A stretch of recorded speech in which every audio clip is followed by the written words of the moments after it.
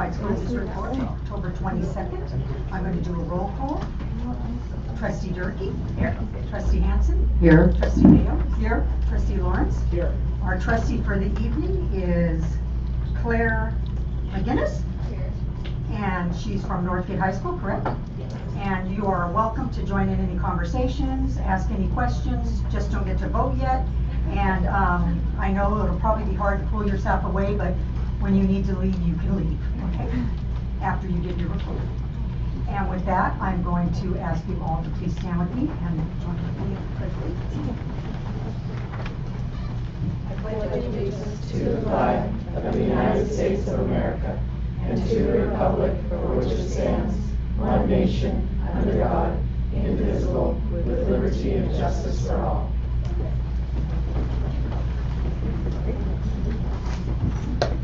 All right. I'll report out on our closed session.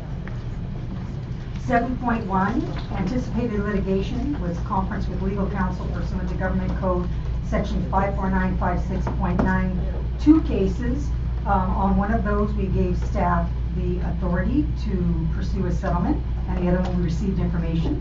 On 7.2, possible discipline, dismissal, release, or reassignment of public employee under Government Code Section 54957B1.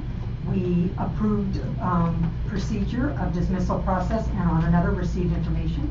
And on 7.3, negotiations, the board received an update and information on our current negotiations. That was our closed session. This is the time for public comment. The public may address the board regarding any item within the jurisdiction of the Board of Education for the Mount Diablo School District that is not on this agenda. These presentations are limited to 3 minutes each, or a total of 30 minutes for all speakers, or the 3-minute limit may be shortened. If there are multiple speakers on any one subject, the public comment period may be moved to the end of the meeting. Speakers are not allowed to yield their time. We operate under the Brown Act, so we will not be having conversations back and forth during public comment, but we will do one of three things. We will refer your item to a staff member, to a future meeting, or possibly ask a clarifying question.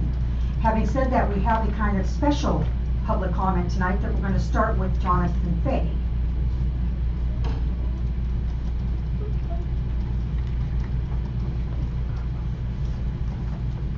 Good evening. Thank you for indulging me. I am the newly named principal for Monty Gardens Elementary this year, and I wanted to share with you at the end of September. Well, first I share that we have an amazing staff all across the district. I mean, I want to recognize that our staff and our teachers and our classified employees are an amazing group of people to work with, and especially so at Monty Gardens. And so at the end of September, we had a little bit of a crisis in our lunchroom, and a young lady started choking on the food that she was eating at lunch. And so students reacted and acted to gain the attention of our lunch duty staff, our campus supervisors that work in the cafeteria, and one staff member, Maria Bangalin, who was notified. She came over, noticed that this young lady was in crisis, and immediately and very calmly checked to make sure she was okay. She noticed she wasn't. The coloration of her skin was purple.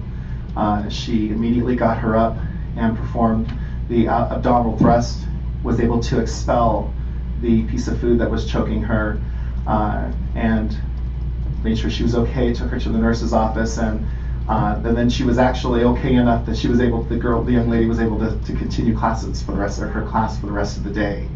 So I share this story because I know that they happen all across the district, but it happened in my school that we have somebody who took action. She doesn't think of herself as extraordinary. She's very humble, but I have to say that it's sometimes sometimes our ordinary people that do extraordinary things, and especially for this young lady was something that was life saving. And so I want to publicly thank Maria Bangalin, who is one of our campus supervisors and works in the lunchroom along with Tony Kiosian.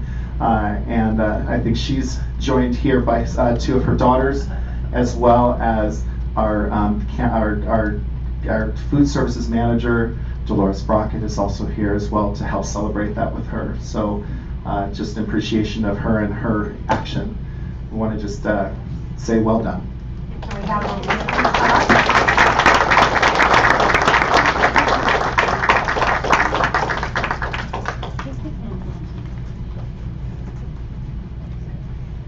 Dr. Myers, board members, I'd like to thank you for this recognition, and I'd like to thank our principal, Mr. Fay, and my coworker, especially Ms. Tony Keosen, who is been beside me all the time. So these things happen all the time. We have near misses, but we are all ready. It's because of the skill that we are trained for, and we thank the board members and the district for that. Thank you.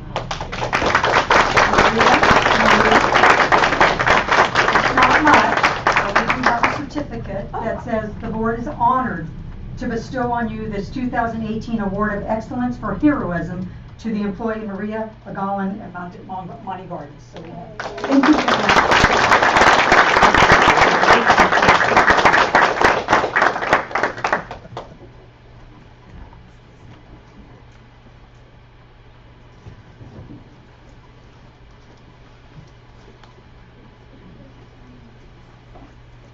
I mean, thank you does not even seem to come close to what should be said.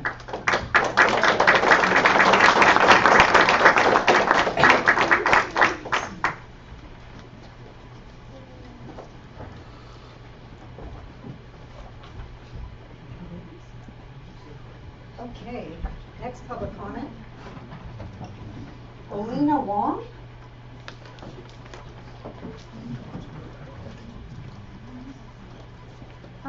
I'm going to be addressing BPAR 5126, and I have copies of a PowerPoint to give to you.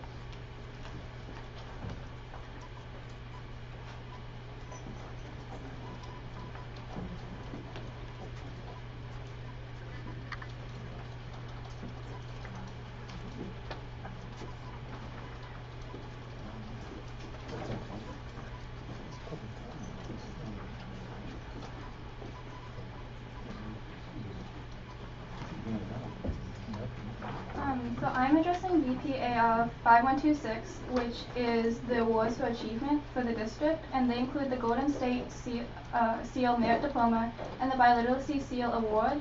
They were last modified in December of 2011. Previously qualifying for the Golden State Seal Merit Award with the California standardized tests. However, since those are no longer used and we use Smarter Balance, they no longer apply to Golden State Seal eligibility. Approximately 2,263 students across the district were in the class of 2018 and were unable to qualify for the Golden State Seal Merit Diploma due to the district not having updated the standards. According to the California District of Education, over 100,000 students qualified statewide for this seal.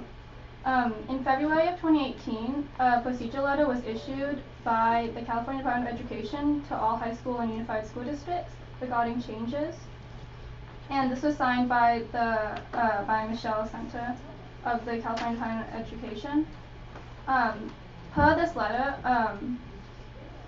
California Code, Education Code, sections 5150 to 55, state that local educational agencies confer high school diplomas, which are required to maintain appropriate records in order to annually identify graduating seniors who have earned this seal and to affix the seals onto their diploma. I propose looking over these AR 5216 and changing it to reflect the current standards so that seniors in the MDUSD district are able to claim the Golden State Seal Award. And on the following pages include the current standards which can be changed in the AR 5216. Okay, well, thank you. This is definitely something staff will be looking at and possibly be on a future agenda. So thank you very much. Next up, we have Michael Schneider.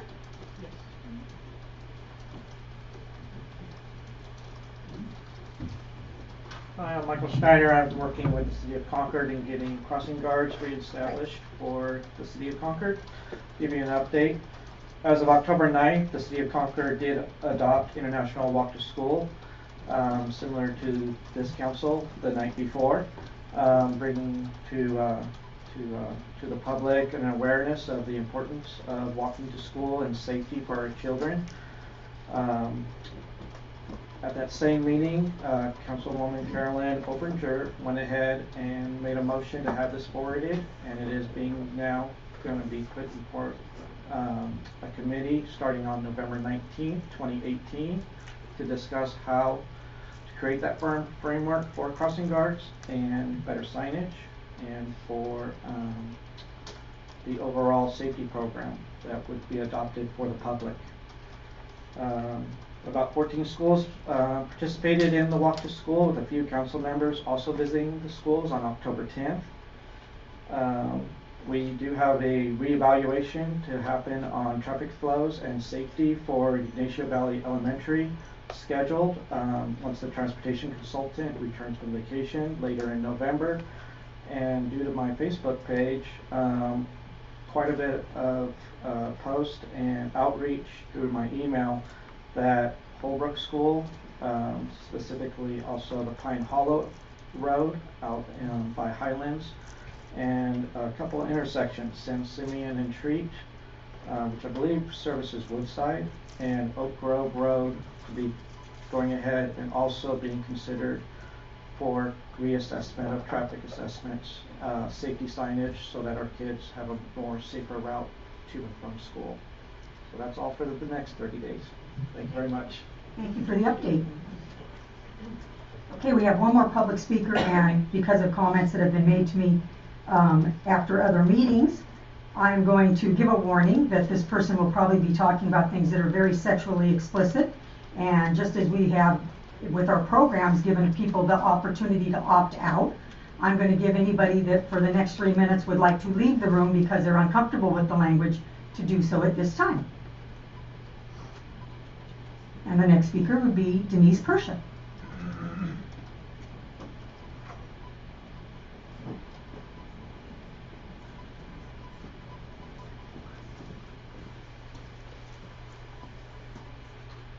Well, I have something for you in advance of our public comment. Copy for you to keep. For you. For you. For you. For you. And you. And even you, dear sir.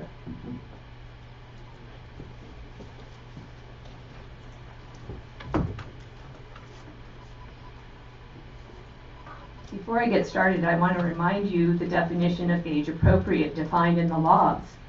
The Healthy Youth Act in AB 329, which defined in Education Code 51931, age appropriate refers to topics, messages, and teaching methods suitable to particular ages or age groups of children and adolescents, we're not talking about teens, based on developing cognitive, emotional, and behavioral capacity typical for age or age group.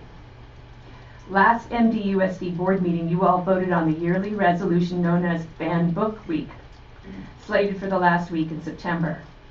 I'm going to read just a small part of the resolution, quoting, "Whereas some individuals, groups, and public authorities work to remove or limit access to reading materials, to censor content in schools, to label controversial views or distribute lists of objectionable books or authors, and to purge libraries of materials reflecting the diversity of society.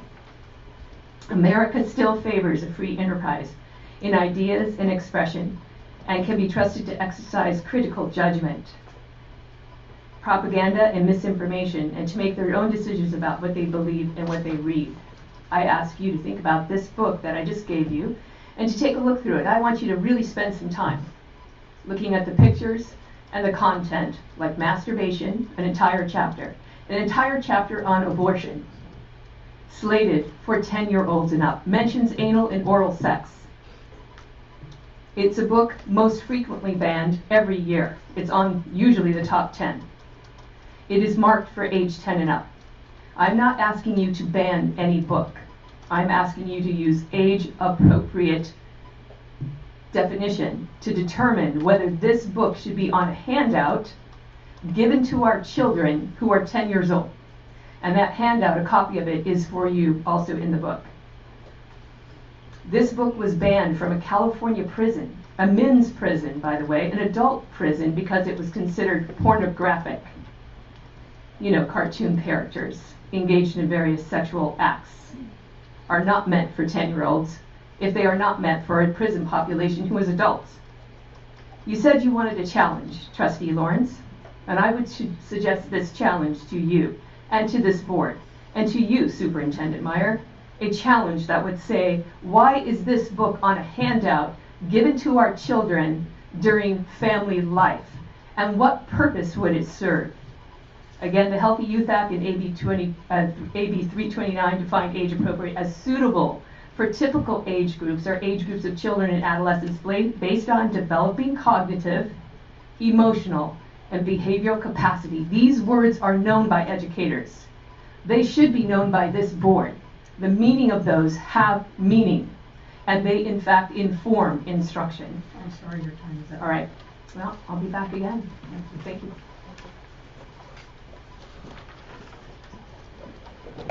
Okay, next we have recognitions and resolutions. And we have the Native American Heritage Month resolution. November has been designated as Native American Heritage Month. The Mount Diablo Unified School District also recognizes the contributions made by Native Americans to the economic, political, and social development of California and the nation. Madam President, I would move that the board approve the Native American Heritage Month Resolution 18/19-24. Thank you. Second. Thank you.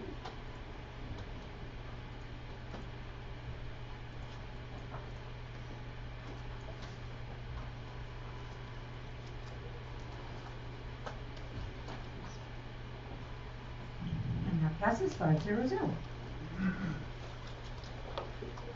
And next we have employee appointments. Appointment of elementary vice principal, Hidden Valley Elementary, Dr. Meyer. Yes, thank you, President Mason, Board of Education. I would like to recommend for the position of elementary vice principal, Hidden Valley, Ronald Roberts. Ronald comes to us with a Bachelor's of Science from Montana State University in Health and Human Development. He also has a Master's of Education from Brandman University in Educational Leadership and Administration.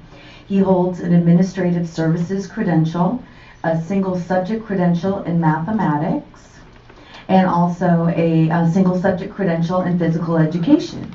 He has experience as a high school math teacher in Lammersville Unified School District.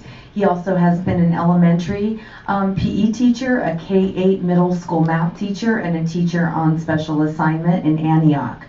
He has experience as a high school algebra teacher and a middle school pre-algebra and algebra teacher in Pittsburgh Unified. I would like to recommend Ronald Roberts for the position of Vice Principal, Hidden Valley Elementary. Madam President, I move that the board approve the appointment of Ronald Roberts as Vice Principal at Hidden Valley Elementary. Second. Thank you.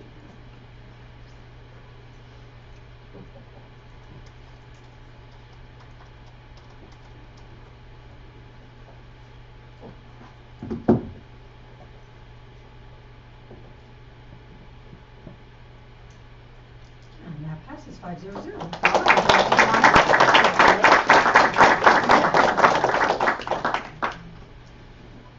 You sort of had your choice of many levels in there in your career, so we're happy you picked elementary. I've always been told that you should broaden your horizons as much as possible, so I try to take as much experience as I could. Thank you, Dr. Meyer. Thank you, board. I appreciate this. I'm really looking forward to this opportunity. I know Mrs. Crossland's super excited, waiting for me to get started. I'm eagerly waiting for my replacement at my current position to take effect and me moving over into my new position. Thank you very much again. Thank you. Congratulations. Okay. Next, we have the appointment of Director of Purchasing and Warehouse, Dr. Myers. Yes, I would like to recommend to the Board of Education Elizabeth McClanahan for the position of Director of Purchasing and Warehouse.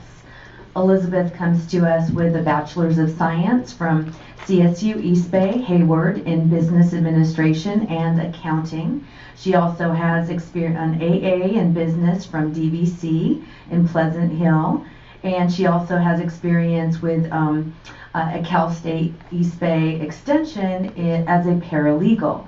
She currently is our interim payroll manager, but she has also served as an accounting supervisor, an accounts payable. She has been a senior account clerk for special education, a bookkeeper, and a paralegal, as well as a program coordinator with Golden Gate University School of Law. But she has been with Mount Diablo since 2012, and we're very happy to make this recommendation.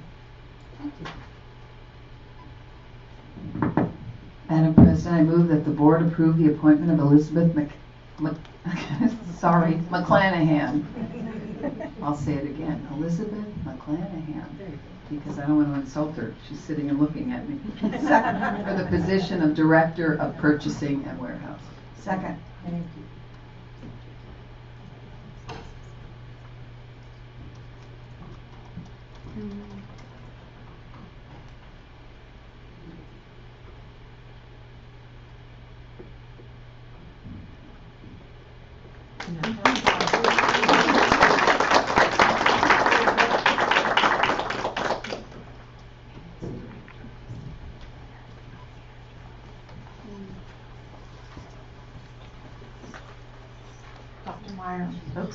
Dr. Meyer and the board, I really appreciate this opportunity and this appointment as the purchasing director and warehouse. I'm excited to expand my horizons here at Mount Diablo Unified School District, and I hope that this position will actually allow me to reach even further than I have in the past. And I also want to thank my family and friends and coworkers behind me for all their great support, and look forward to working with them in different capacities in the future. Thank you. Thank you. Congratulations.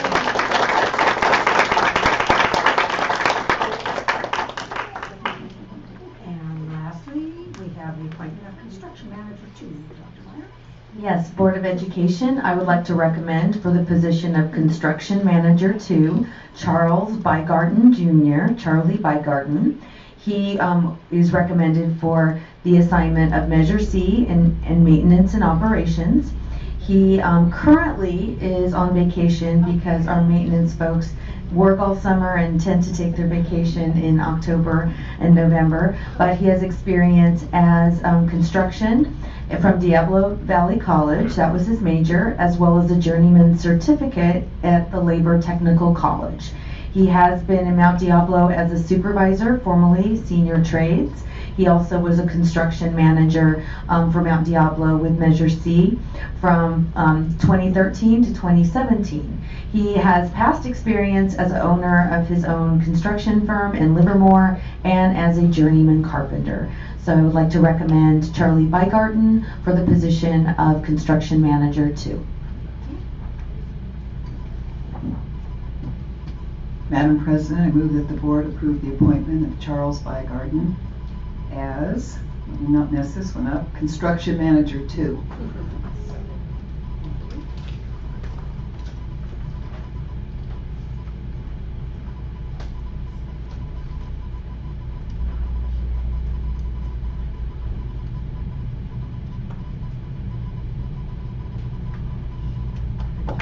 Thought a minute.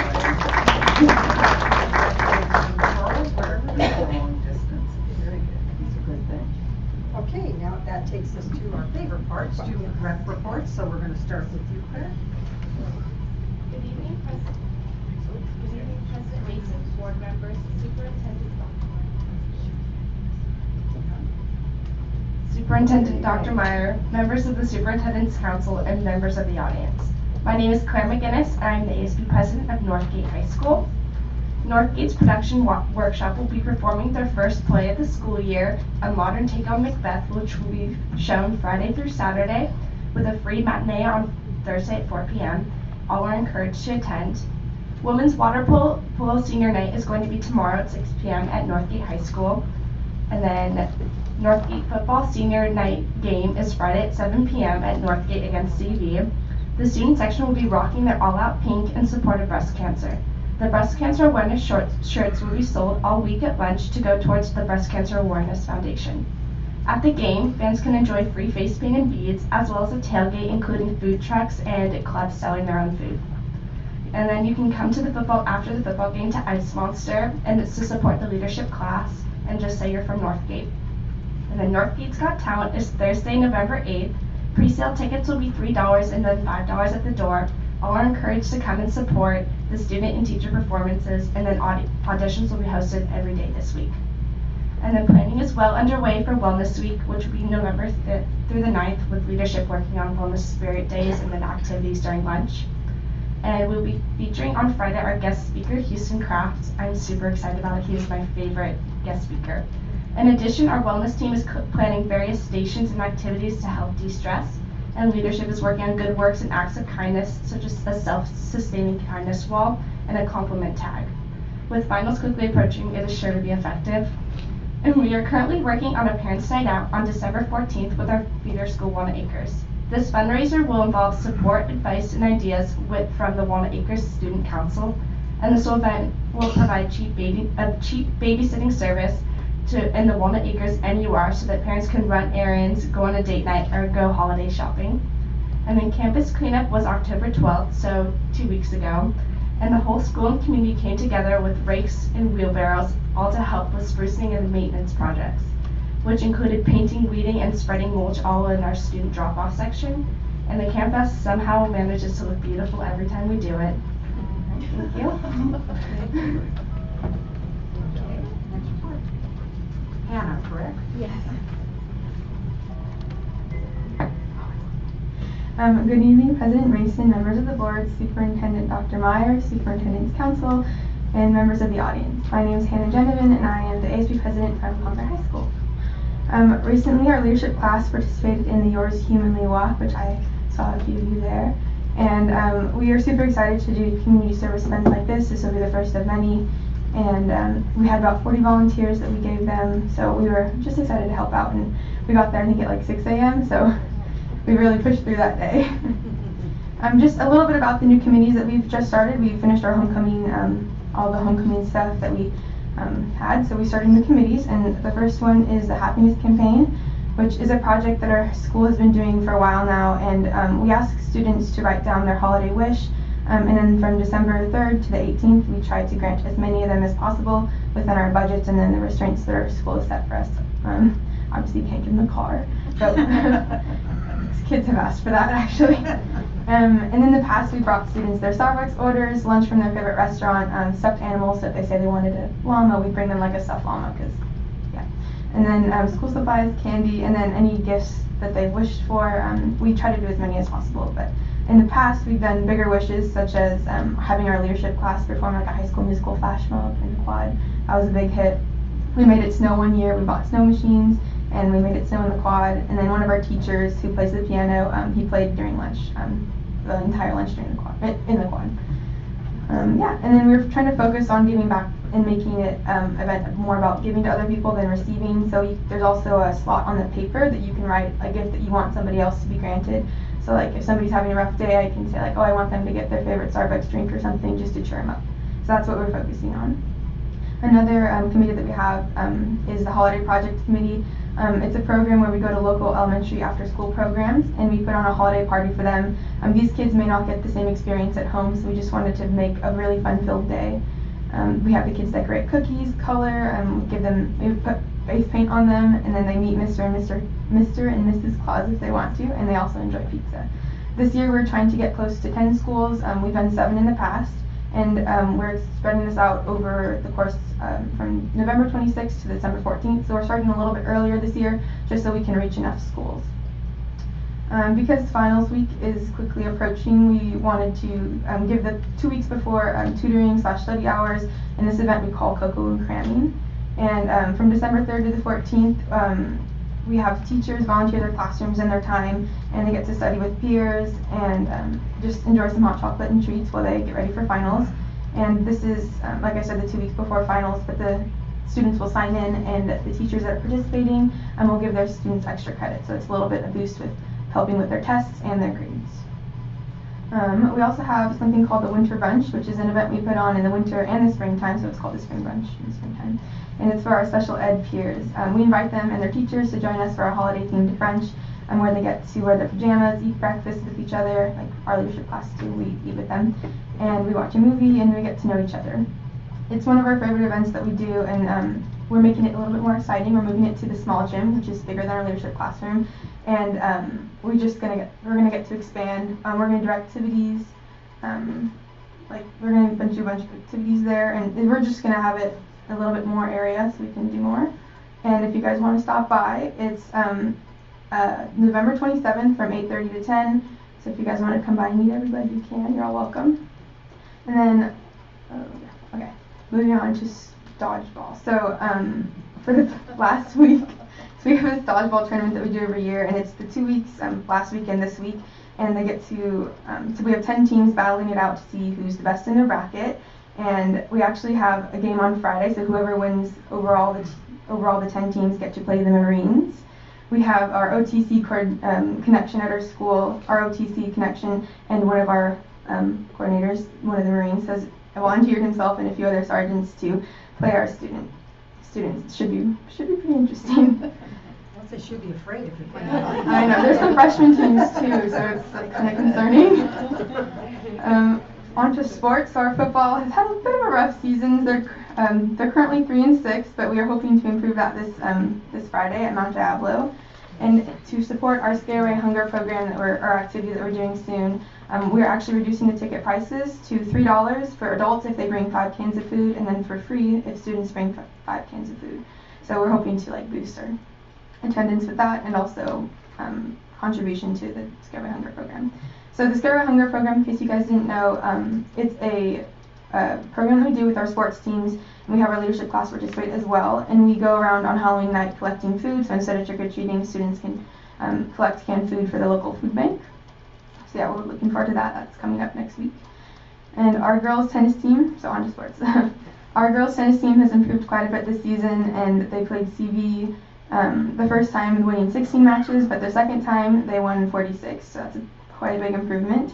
And they're getting ready for their division tournament this Thursday, Friday, and Saturday at Alhambra. And they're 2 seniors that they have. They're sad to finish off their sport, but proud of the success their team has had this year. On to cross country. We have our next meet this Wednesday at Newhall Park, so it's pretty close. It's like a home meet. And our star runner, Reina Stanziano, was featured in the Sports Star magazine, recognizing her for her accomplishments. So yeah, if you guys want to look into that. Our volleyball has had a successful season. They raised a little more than $6,000 with a new platform called Snap Raise. It's similar to eTeam Sponsors, if you guys have heard of that, but we're hoping to expand that with our leadership class as well, using the same platform, but because they were quite successful with it. And they recently had their senior night with their 8 seniors this past Thursday.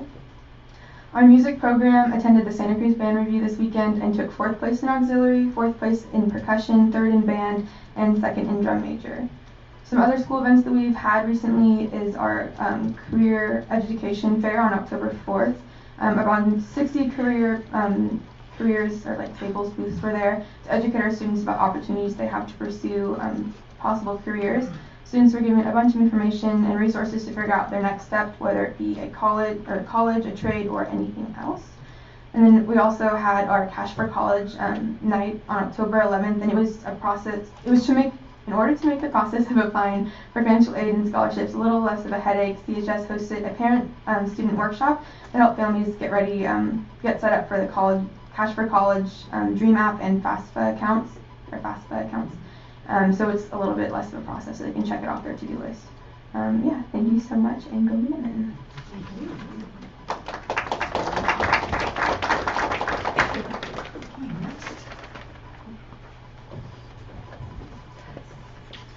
Good evening, President Mason, board members, Superintendent Dr. Meyer, members of Superintendent's Council, and members of the audience. My name is Natalia Soto, and I am the student representative for College Now program. September 27th, we had Sylvia Mendez attend our school, and it was part of a social justice event, and she put out there the Mendez versus Westminster court case that lets Latinos be in the same school as white people.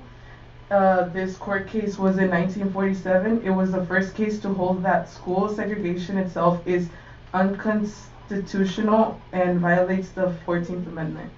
Her father won the court case, and ever since her mother passed away, her mom told her to pass on what her dad had done for them. October 12th, College and Career Resource Day.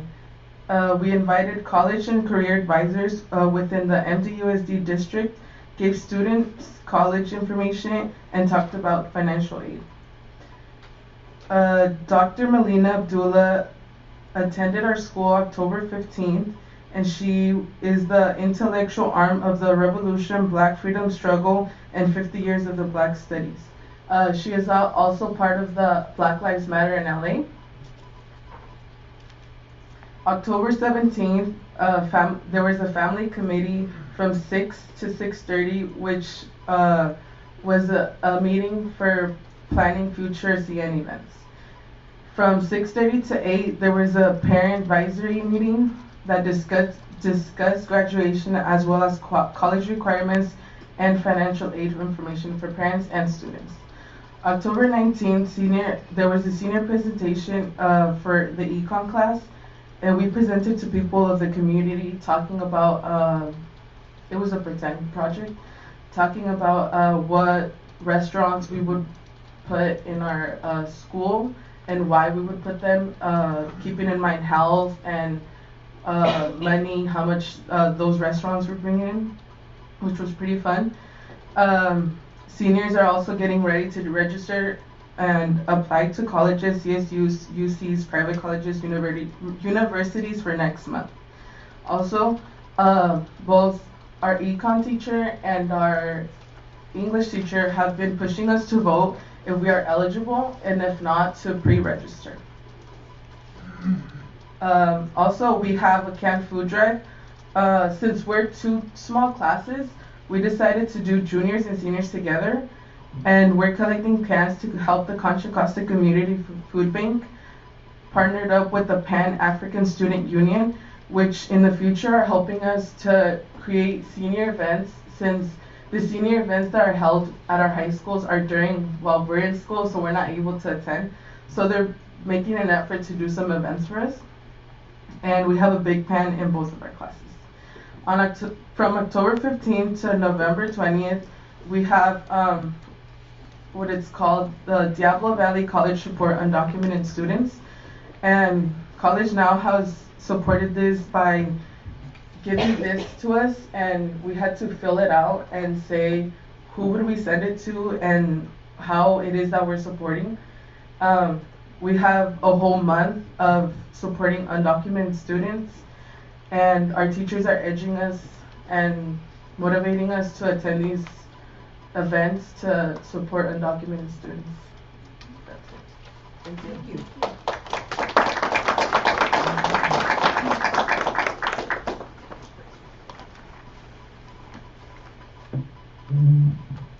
Good evening, President Mason, board members, Superintendent Dr. Meyer, members of Superintendent's Council, and members of the audience. My name is Diana Nunez, and I am the ASB Vice President for Mount Diablo High School.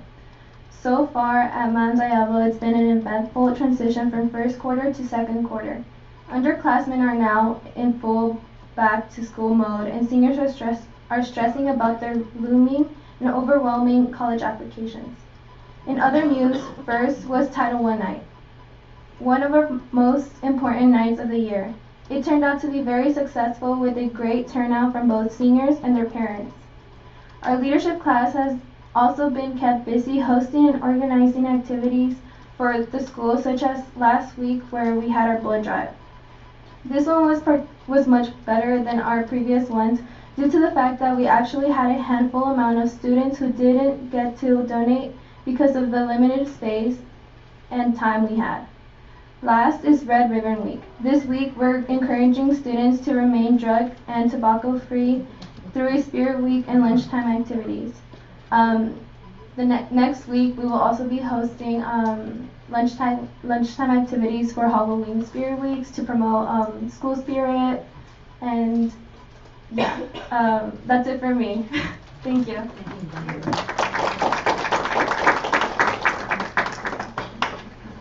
Okay, looks like that's all of our student reports for this evening.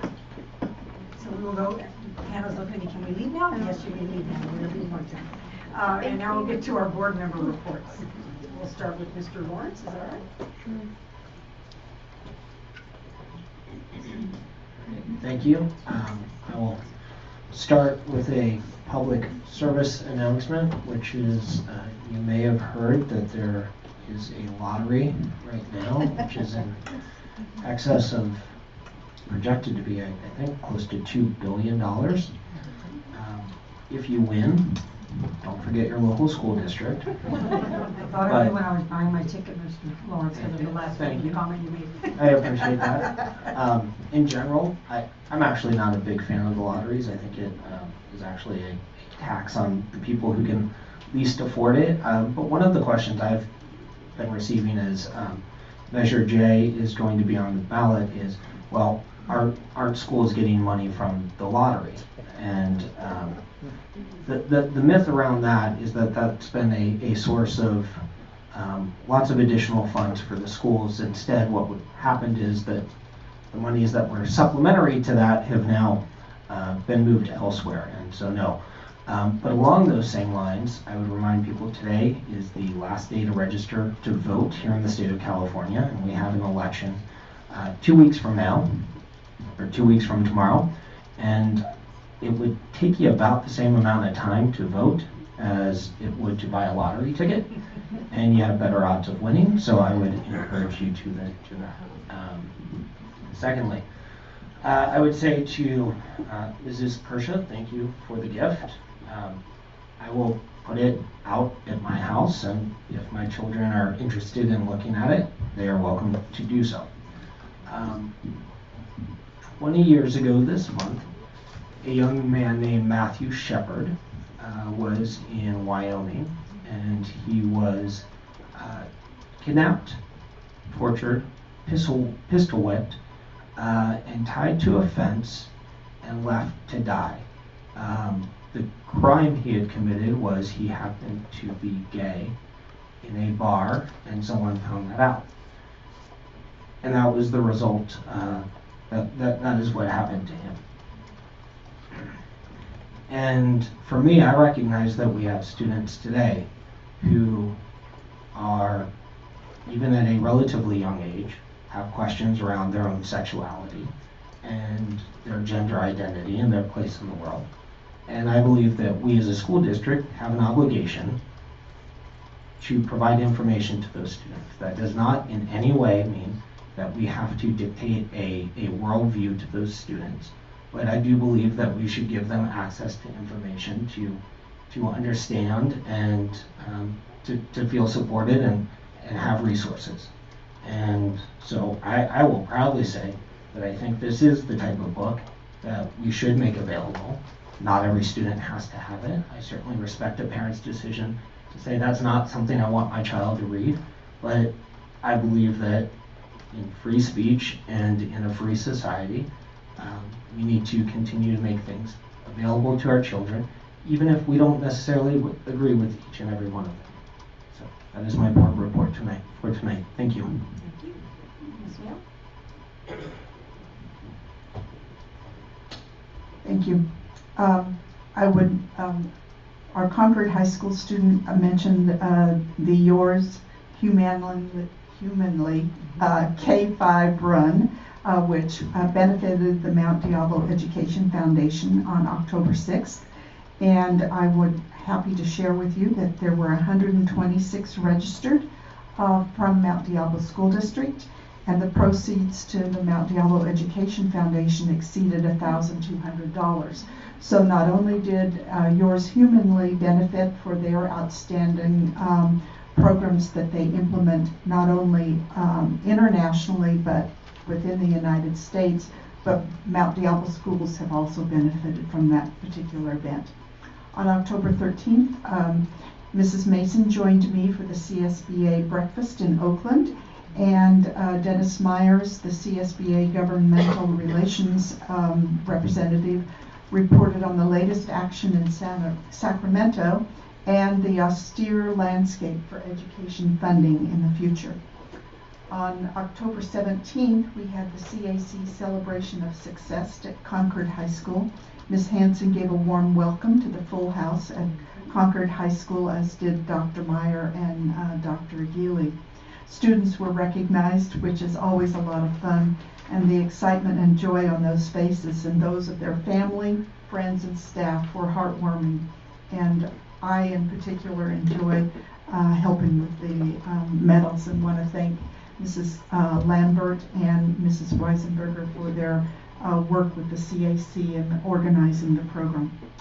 We met with, I've been meeting with teachers who have wanted to share different things with me as a board member. One of them was a librarian regarding the status of school libraries and their workloads. And the second group of teachers was the IB program rollout for 2019 and 20. I look forward to having further information from Dr. Meyer on those two topics. The college fair at Ignacio Valley High School is tomorrow night at 6:30 p.m., so I'm hoping I'll see a lot of you there. And October 24th at 7:30 a.m., and I'm doing a pitch for this as well, there's a conversation with Nicole Hockley of the Sandy Hook Promise program that's being held at the Pleasant Hill Community Center, which is open to the public for the breakfast at 7:30 in the morning if you're interested. It should be a very informative event. On October 25th at 6 p.m., you're welcome to join many of us who will be meeting with the California State PTA President Diana McDonald at the Walnut Creek Intermediate School in Walnut Creek, and there's a free dinner associated with that. So free breakfast one day, free dinner the next day. Measure J work continues. I hope all of you are reading your ballots and making your decisions. I've been walking our neighborhoods, and I just want to remind our community once more and our residents to please close their doors and windows and garages. Don't leave handbags and wallets near open windows or keys hanging in doorknobs.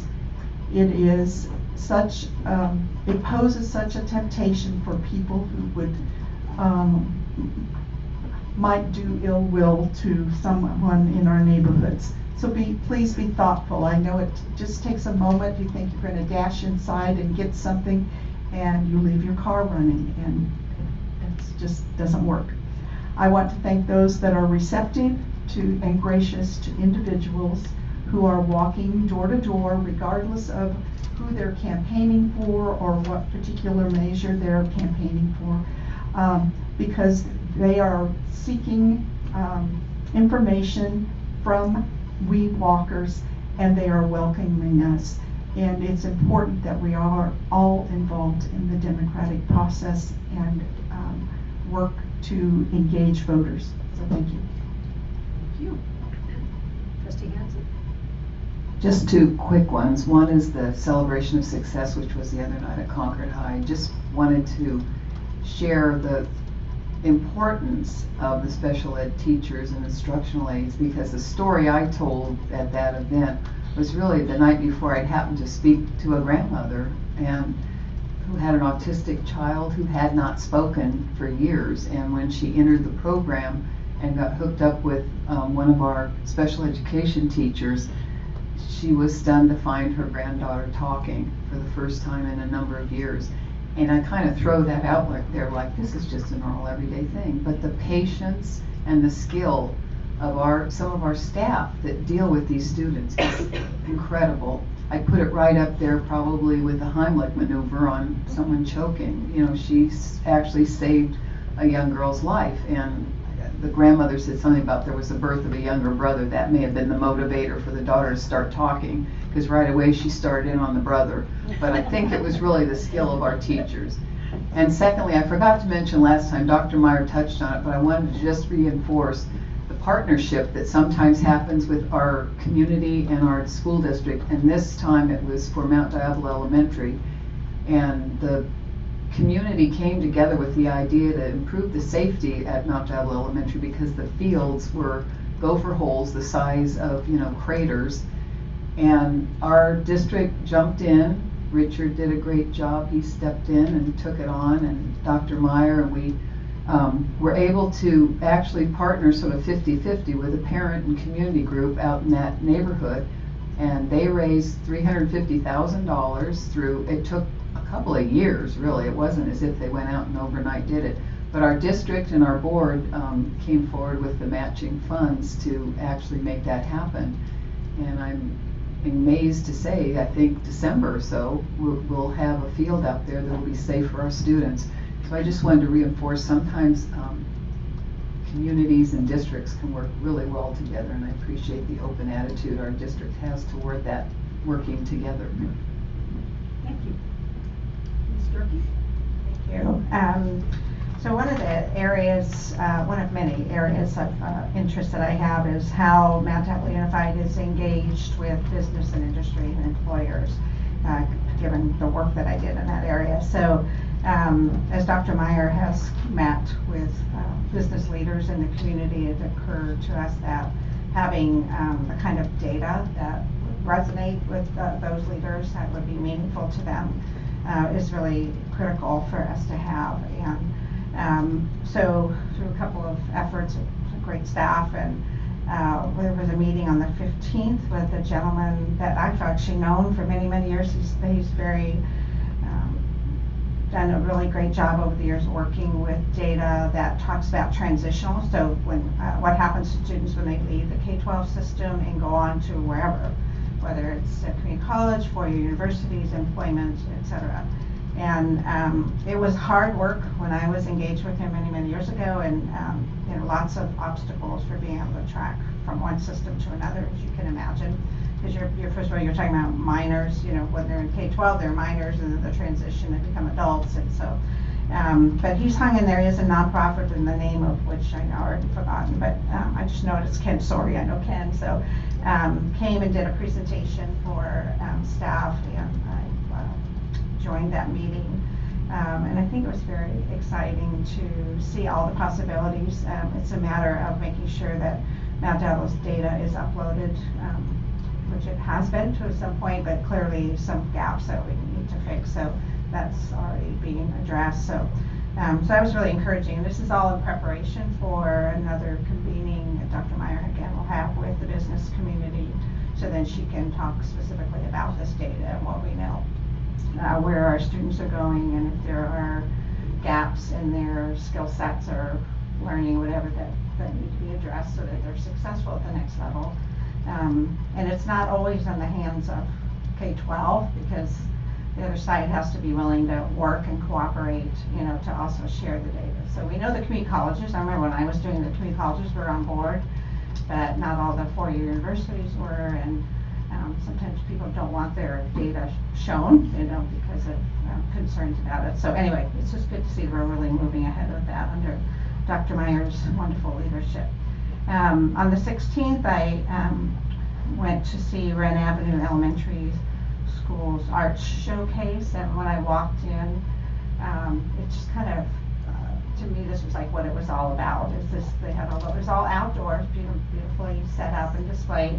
They had a little, mat area where, as I walked out, there's music playing. This little guy who was, 8 years old, I'm guessing, just going out and dancing. It was just amazing. And I thought, it was so uninhibited, for a little boy that age. To me, it just caught my heart. It was like, that's why schools like this work for this, children like this who have this interest. And, he was really good, and, was just into it. It was just really amazing. It was really fun. But, to me, it was just really, again, this is why, creating these opportunities for students is really, really important. So There was singing, there were children. So I learned that, I think it was just the night before, or 2 nights before, I was watching one of my favorite shows that I like to watch. And I don't know if I'm going to say it right, but there's something called a theremin. Do you know what that is? So it's an instrument. So I saw Lady Gaga playing with the theremin on TV the night before, and I'd never heard of it before. And then sure enough, there was one there. As it makes that sound like electronic, and you wave your hand over, and it makes. So it was like, you know, I don't know, for me, I'd never heard of it before, and I saw it twice in 2 days. So, but how cool that it was there at the school. So, and beautiful, beautiful artwork. And you know, you could see the learning that was going on just through the displays of the art. You know, connecting it to, you know, history and literature and stuff. It was really, really great. So, and I was also at the Celebration of Success, which is, you know, an annual event that we look forward to every year. It's just, again, really heartfelt, and Dr. Meyer did a fabulous job, as well as Cheryl Hansen and the story she told was very fitting. So it was just great to see families and these young students of varying abilities come up and be recognized, and it's really a great night. So thank you. And I went to, a little over a week ago, DVC had a strategic planning session that they invited partners to come to share what our vision is for our community college system. It was really interesting. So they had all different educational agencies and community members there to share what we would like to see.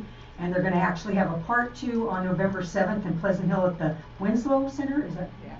So if you were interested, you have a chance to go to that and hear what the input was from the first meeting, and then they'll be sharing out. I went to the Celebration of Success and the CSBA meeting. I went to the Rand Art Show, and it was funny because I heard the familiar Miss Mason, and it was a young man that went through school with my youngest daughter, and he sticks out in my mind because I was invited to talk to their class about local history, having been born and raised in Bay Point, West Pittsburgh at that time. And so I was telling them all about how the community had changed since I went to school there. And then when I finished, there was any questions, and this young man raises his hand, Anthony, and I said, yeah, what's your question? He goes, did you know Abraham Lincoln? I'm like, no, I didn't. So he was from Illinois, not from Bay Point. But it always stuck with me because it was so funny. So, to see him now, he's an artist, and he came to talk to this group, and it was just great. Just really great to see him, because I had seen him grow up with my daughter, and it was nice to have him come and give back to the community. Then I also went to the DLAC meeting, which was very well attended and very good conversation as always, and enjoyed that meeting very much. And then I did not think that I would be doing this again so soon, but last Thursday we had another huge evacuation in the Bay Point community. My phone started ringing at 6 in the morning, people asking me what was going on. I don't know why everybody thinks I'm the contact for Bay Point, but they do, including our supervisor. So I was told, I got up and actually started watching the news and heard on the news how Mount Diablo School District was sending school buses up to Calvary Temple Church to make sure our children got to school. Then my phone rang, and it was Dr. Meyer asking what was going on. I'm like, well, I thought you were on top of it, because apparently our school bus drivers are already there. But it's just, again, I can't express a very different feeling in Bay Point under Dr. Meyer's leadership, and a big thank you to Jose for being there again during evacuation in Bay Point. Again, they think for some reason they can use our schools all day, even when we have kids in them. But it was really, really nice to see once again the district stepping up and being there for the Bay Point community, and it's not always been that way, so I'm very grateful for that. So that's my report. So how old was this young man who asked the question about Abraham Lincoln? Because I have a cutoff for that question. Having taught high school, it's 7 is good. 17 if they ask that, I worry. It was, I believe, a 3rd grade classroom. Okay, that's. I think it was when she was in 3rd grade. That's 7. You know, when I was an assistant principal at Alhambra High, the one I always got was, did you know Joe DiMaggio? Mr. Martinez out there. That's Varies not quite on as your old. neighborhood. That's exciting. Well, I'm happy to announce, no, he was a different generation. Thank you. I was saying whether instead of on top of it, I was around it, I was next to it, I saw the smoke over the hill. And I do also want to commend, I did receive a text from someone in a neighboring district who said, "Great job, Mount Diablo," and it really was. Our bus drivers took it upon themselves to not only get up early, come into work early, they got out their list and they called the students who were on their list and their roster to make sure they were okay and their families were okay. And then on the news, there was a shuttle from the Calvary Church up and down the street to see if students wanted to go to school. So that is just, the definition of really autonomous leadership. So that was great. Also wanted to share, and I was going to save it, but I won't. We don't always share personal things, but we have one of our members who had a personal celebration this week, and it was Joanne Durkee, who had her first grandchild, Donovan, on Saturday. So congratulations to the Durkee family.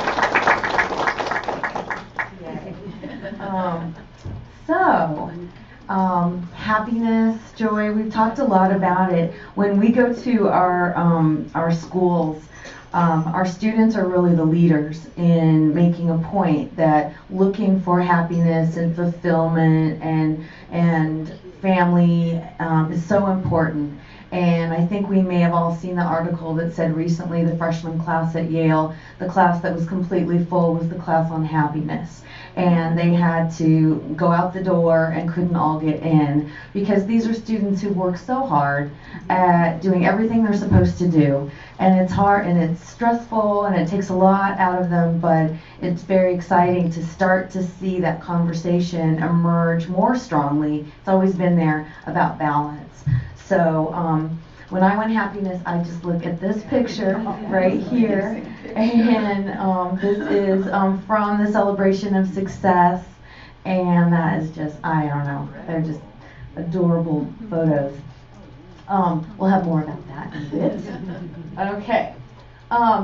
Wanted to say, and I put this up here every meeting, but we do have something that we work as a team where we believe that it is, as mentioned in our comments, really a responsibility and a moral imperative to do certain things. And one of them is to provide every student that we meet with some kind of success and some pathway after graduating or after completing their course of study. And so I put Mount Diablo High had their college day, so these are 4 Mount Diablo High Red Devils, and the principal's always wearing his college gear as well as are the staff. But you can see here we had a lot of cows. I think that's Hawaii there. San Jose State had quite a few Stanford, but this one was Stanford Medicine, and he's in the biomedical pathway. So just beautiful faces and doing great things. But I hearken back to our youth, and they're still here. We've had some wonderful things going on these last 2 weeks. It's been amazing. One that I believe got a lot of attention, and of course I had to attend just because, the Harlem Globetrotters, they came to Valley View Middle, and they shared a message on anti-bullying, and I put this picture here on the right because Lisa Sullivan, if I stood next to her, I'd come up to about her belt. But these gentlemen were 6'8", 6'7", and they really have a great message. So we're going to just play a little something about the news coverage of this event. The Globetrotters are known for clowning around, but they came to Valley View Middle School in Pleasant Hill to deliver a serious message about the ABCs of bullying prevention.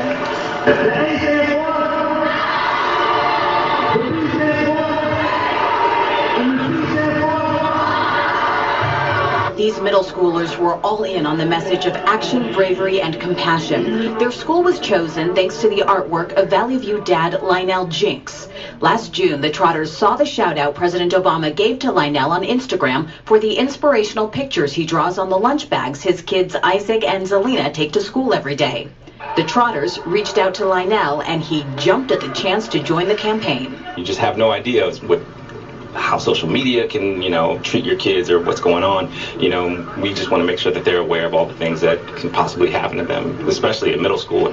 The Globetrotters deliver their message to more than 100 schools every year. It's an easy one to get across. Definitely. I mean, when you're 6'8", 7'8" with your hair straight, they have no choice. Another important message, according to new Dad Moose Weeks, be like Lionel and take an active role in the life of your kids. I think it's awesome not just to, be preparing food for your kids every day for lunch, but just to send them with a little piece of you to school every day that they can in turn share with others to help them keep going and keep them motivated. I think that's awesome. I'm going to probably steal a page from his book. That's awesome. Yeah, very. I like to steal a page from his book because he really is doing this for his children, boy and girl, every day. So that's pretty exciting. So moving forward, we've also had some wonderful things. It was mentioned that we had the walk, the 5K, and one of the products of the Ed Foundation was hiring an artist for both Rio Vista and for Holbrook. And this chalk artist comes and he takes a theme. Holbrook took the jets, and Rio Vista, I believe they also had rockets, so they were doing outer space. And the students get down, get their hands dirty, they love that part. And they also really design things with the chalk.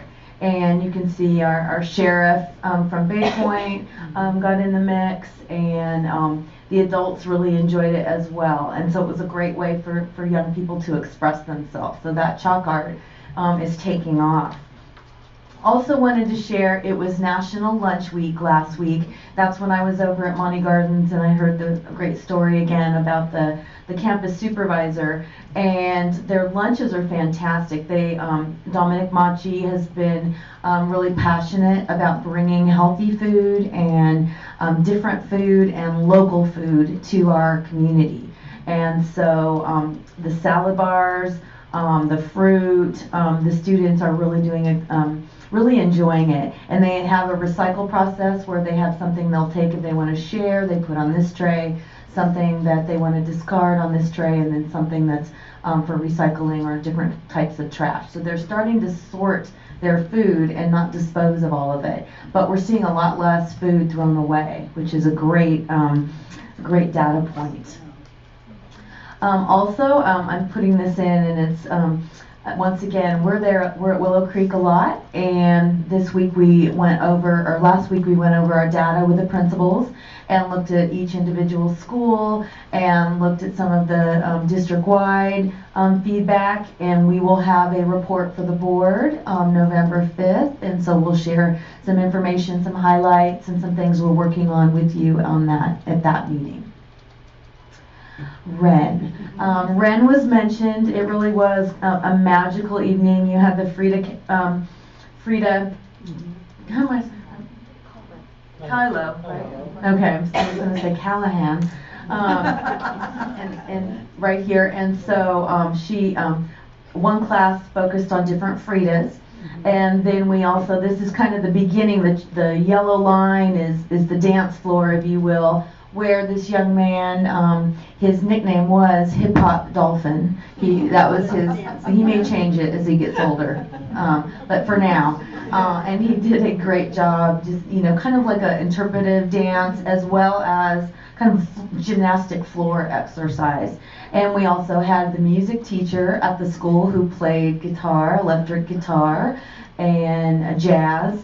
And then also here on the right is Anthony, who now is has had history, and he is also an artist. And so he not only gave a motivational speech, but he spoke to his art and how he went back to school when he was injured as a football player in high school, or played in college, and could no longer play. And so now his hope is to open up an art school and to let other young people create. And just some highlights. If you look on our Facebook, you can see a lot of fantastic things happening with athletics. Every Friday or Saturday, they post a great montage. And track and field, it's hot out there, and they're doing their cross country. And then on the right, we have a YV young lady who had a great swing, and it's a little hard to see.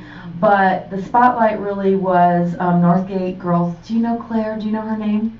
Sky Ming Ming. Say again? Sky Ming Ming. Okay, Sky Ming Ming.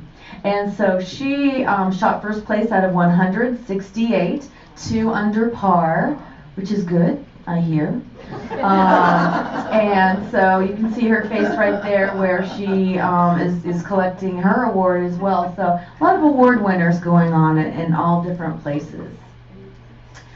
Street Smarts, we had, as mentioned, we had not only kind of the walk and roll to school with biking and walking on October 10th at many of our schools across the district. We had a kickoff with Concord PD at Highlands and Pine Hollow, and so it was just a wonderful morning. The mayor, Eddie Brisson, was there. We had many motorcycle police officers there, and they were helping students adjust their helmets, and they had prizes. But I think and there's Principal Ben Campopiano and Street Smart staff, and they had a bicycle attached to a blender, and that was the most exciting thing. So they were making their own smoothies, human-powered blender. So that was a fun thing to see. Celebration of Success got 2 slides because there were just 50 pictures of wonderful things. And so here we saw Mr. Fay earlier, Monty Gardens, we have Katie Kuntz, Rio Vista, and then we also have, I'm not sure exactly what school this is, but this young man on the right was one of 2 or 3 who had great bow ties. And special thanks to the CAC, Denise Lambert, Dorothy Weisenberger, and the team, Hillary Shin, who really did a great job putting this event together. And so this is just a lot of smiles. And you can see here Erin DiMartini, El Monte on the left here with her student and family, and then this young lady here who, they got progressively taller and older as the night went on, which is better than the other way around, I must say. And it was just a wonderful event. Thank you to Wendy Agili as well for just building a strong team who contributed. So great night. Wanted to also say at the DLAC, outside of the DLAC, and I know in there as well, we have parents who are completing their diplomas. And so we had a mini celebration with graduates, and what we like to do is bring the programs to the parents so they can model for the students how to keep going and persevere. And so you can see Carmen Garces, Kandi as well, and they were just very excited. So it was a wonderful night to see the moms graduating. And I know we've had fathers involved as well, but this evening was one for the moms. Special Olympics at YV High School. I was at a meeting at YV, and the Special Olympics were there, so it was very nice. It was a county event, and I picked the right day to go.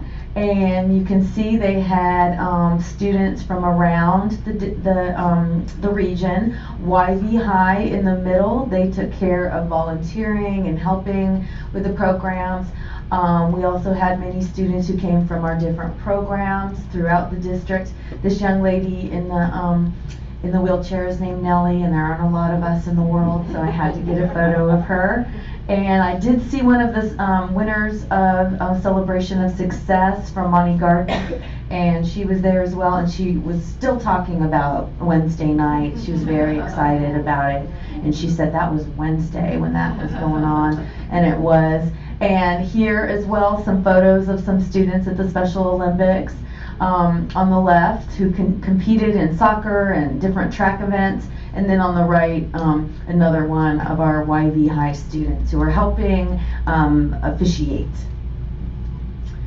And then also wanted to mention tomorrow night, and it'll be 6:30 to 8:30 for juniors and seniors. Bring an ID. We'll have tons of tables about our college fair. It's the 6th annual, so it's just been great. It's every year it's been fantastic, and it will be at YV High School. And parents, of course, are welcome to attend as well. Some may not know that, but absolutely. And I highly recommend it. I hope to see you there. And then lastly, thank you. And this whole back row, the back rows kind of show what the parents, we see the students come up and get the awards, but the parents and families and staff members and teachers. Kelly Perkins said it in her speech when she was nominated for Contra Costa Teacher of the Year, and she said, I really thought I was helping them, but I realized they were helping me. So just a wonderful event, and that is my report. Thank you.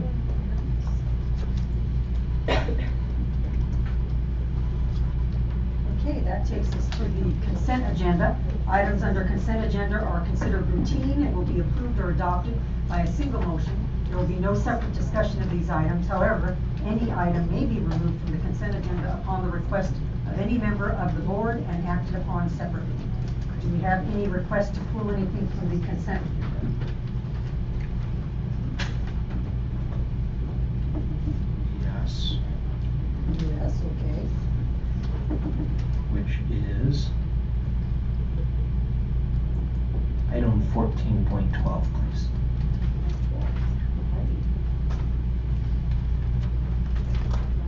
Any others? If not, I'll entertain a motion. Madam President, I move that the board approve the consent agenda as presented, with item 1412 being pulled for separate consideration. Thank you. Second. Thank you.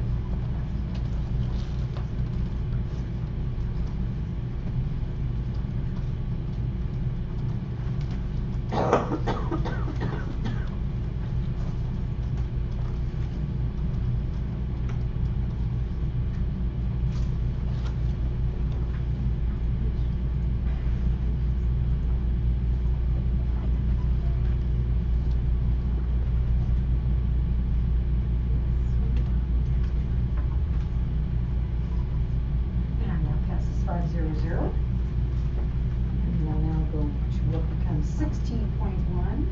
Mr. Lawrence? So I move, do you want me to do discussion first? Yes. Yep. So first I want to thank the two people, and I certainly support their appointment to the Budget Advisory Committee, and my representative to the Budget Advisory Committee, my very distinguished representative, is here this evening. But I just wanted to share that I'm hoping we could get an update soon at a future meeting, because in the past, I believe the Budget Advisory Committee has not really been a Budget Advisory Committee, but it's been more a group that received information versus actually acting in an advisory capacity. And so I'm hoping that's something that's changed, but I was just hoping that we could get a update on that. Yes, we can. Thank you. So I would move the board approval of item 15.1? 16. Yeah, okay, so 16.1. 15.1. Well, that's why I 15, was. I was looking at the. Yeah, that's why I was. It says 16, Yep, that says so 16, got I it. move the board approve item 15.1, There you go. which is the nomination of Jane France and Raymond Triana. Thank you. Second.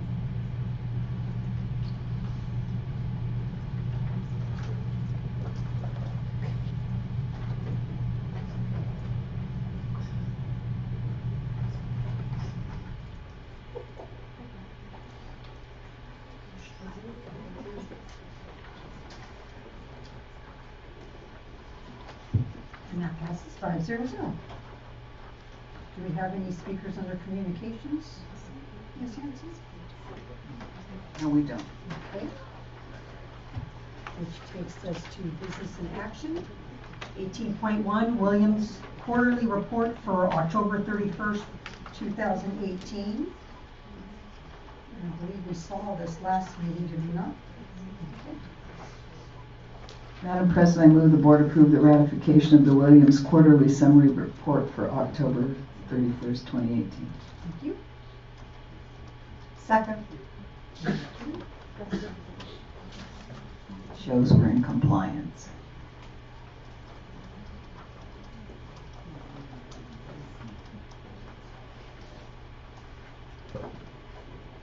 That passes 500. All right. Next, we have Resolution 18/19-22, waiving further formal bidding requirements for supplemental student transportation services. Anything on this, Dr. Meyer, that we need to know other than what was in the packet? Okay. Madam President, I move the board approve Resolution 18/19-22, waiving further formal bidding replacement a requirement for supplemental student transportation services. Thank you. Second.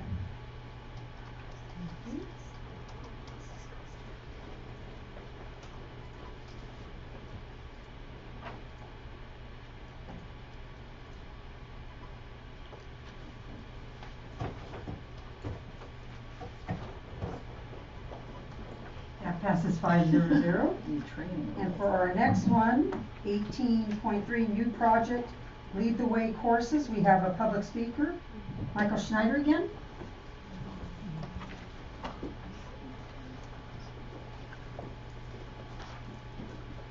Yeah. I had a question on this while I was reviewing the agenda, and my former position is a technologist for the real estate industry at the national level. I was reviewing what the curriculum was, and at the top it says grades 10, 11, and 12. But on the last page, it starts breaking down what is covered, and it says year 1, year 2, year 3, and then robotics is year 4. So how are we ever going to get to robotics if we're starting at grade 10? So my question to the board is, since it is technology, since kids, not all of them have access to it, some of them do, and they're going to do very well. Some of them is going to be very new. Couldn't this curriculum be moved back a year so that it would give all students that ability to go ahead and go through possibly one course, not be able to grasp it maybe all the way the first time, and then also be able to take that course again for their 10th year, and then to be able to incorporate that 4th year for robotics. So I don't see how in this curriculum you'd be able to cover all that information with technology the way that it is. Sometimes it breaks, and sometimes you'll get a group of kids who will not grasp it. They're going to need time. So I think it's just really too condensed for a 3-year. It really should possibly look at as being offered at the freshman 9th grade level. Thank you. Thank you. Do we have any staff that would respond? I can just share with the generous grant from Endeavor that we have robotics clubs at every middle school and also growing in high school. So we currently have one at Concord High, at College Park, Northgate. I saw you nodding, Claire, but I didn't know. But I do know that it does make sense to look at this to integrate it as you go along, rather than waiting for any kind of discrete anything when it comes to computers, but especially robotics. So Heather has more to say that can elaborate on my thoughts. Good evening. So this is the PLTW curriculum, and so we have two different components of the PLTW. We have the biomedical, which is represented by the human body systems and the medical intervention classes. And so those are offered at College Park only currently right now. And then the computer integrated manufacturing is the third course in the sequence of PLTW courses. So the way it works is that the students are supposed to take the 2 core classes of Introduction to Engineering Design and Principles of Engineering, and then there's a third class, and the school has the option to choose which class to choose from. So right now at Mount Diablo, they teach both CIM, which is the Computer Integrated Manufacturing, and the Civil Engineering and Architecture. But with the growth of interest in robotics, Both Concord High School and Ignacio Valley has opted to not do the CEA, the Civil Engineering and Architecture, in place of the Computer Integrated Manufacturing. And so they're using that to support the growth of the interest in robotics. And I believe right now at Concord High School, there is a robotics course that Tom Trowbridge teaches, but I don't believe it's currently offered at Ignacio Valley. I know that the teacher there, Joseph Alberico, is moving in the direction of having that 4th class be robotics to support the robotics club that he's done. And it's the capstone course, or is it integrated throughout? It's considered the capstone, but the technology is integrated throughout. So the idea is that by taking the 2 core classes, that when they get to the 3rd, they have that technology foundation to be able to get through the 3rd. And so the reason that these classes are here is because PLTW last year submitted their courses to get honors credit, but they didn't change their curriculum to reflect an honors course. So what I asked the teachers to do is to take the curriculum that they've been teaching and figure out what is it that they're going to do to increase the academic rigor to justify the honors designation. And so that's what we did. And the CIM is on there because we couldn't find the board adopted course of study. So that's, even though we've been offering CIM in our district now, I want to say for 5 or 6 years, we could not find anywhere the board adopted course of study. So now we will have a board adopted course of study. It might have languished in pilot land, possibly. So now we will have a board adopted. But really the goal was for them to be able to show us what's going to differentiate. And it's important to note that we didn't do honors for all of the courses because the teachers really were very reflective, which I appreciated, and said, you know, I'm really not teaching at an honors level, so I don't feel like we need to, at this point, write that course. But if they change their mind, then we can do that later on. So the end of the document, like Mr. Schneider said, does say sequence of courses. Intro to Engineering Design is year 1, so that would be 10th grade. Principles of Engineering would be 11th grade, year 2, and CIM would be year 3, and then it says Robotics Engineering year 4. So if we were to follow that sequence, we would have to start these students at 9th grade if Right. they're year-long courses. So I can go in and edit that, but right now, none of them, at both Concord High and Ignacio Valley, they are not necessarily bound to a particular grade level. Okay. The only sequence that's bound to a particular grade level is at Mount Diablo High School because of the wall-to-wall model. So, and again, ideally the students are taking those core classes, but that doesn't always happen. At YV and Concord, they sometimes put students into a class before they've taken the 2 core classes, which is something that we're working on as we continue to refine our pathways. Any other questions? I want to make a comment because I know you know this, but you know, a lot of this is governed by Project Lead the Way itself as the organization. We have to follow it. The computer integrated manufacturing is an elective. Is it a G or whatever the right letter? Yes. Elective. Okay. Yes. Okay. I was trying to find. I thought that we said that somewhere, but I wasn't seeing it. I remember that we would indicate. I feel like you've given us something that have indicated whether it's a. I'll take a look at that. I just wasn't. Yeah. It should be on the front page at the top. Of the course of study or the document? The course of study. Okay. Yeah, maybe I'm not seeing it, but that was why I was If questioning. it's not there, I can add it. Okay. In. That's all. Yeah. Good. Okay. Thank you for clarifying that. Sure, no problem. Thank you. Okay. Thank you for the question.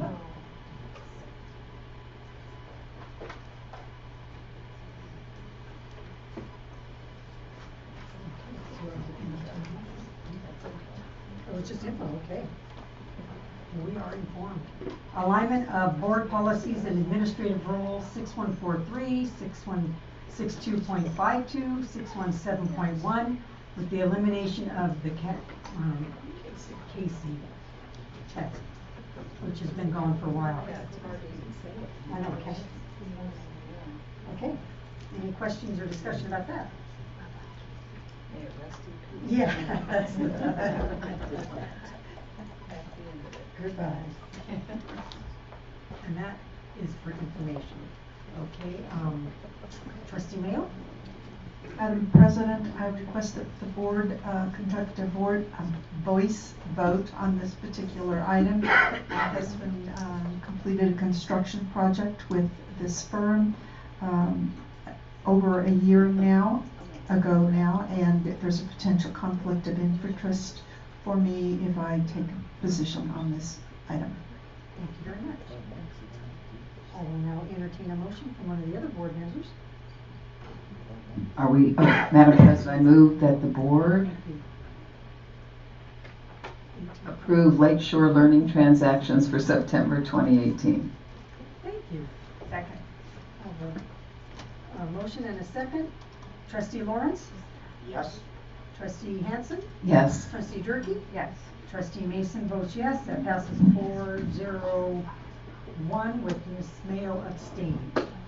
No, recusing. Okay. I don't think we need a meeting extension, so we are adjourned. Thank you. Thank you.